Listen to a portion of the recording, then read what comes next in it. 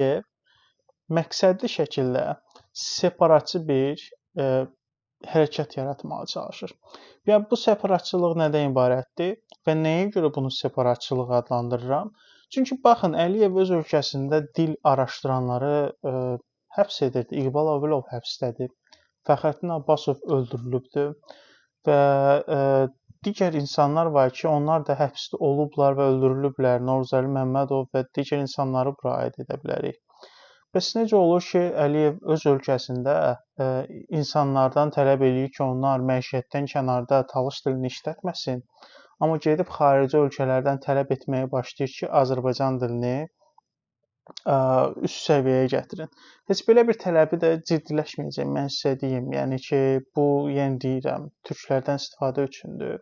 İkinci məsələ də budur ki, mən bunun separatçılıq olduğunu açıq-aşkar görürəm. Çünki özü bu hərəkətləri Azərbaycan daxilində olanda bunu separatçılıq adlandırır. Deyir ki, bu separatizmdir. Belə insanlar vətənə xəyanət edirlər. Bəs indi mən sual verirəm.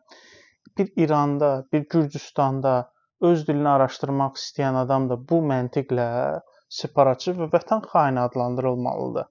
Nəyə görə Əliyev ikilik standartlardan istifadə edir?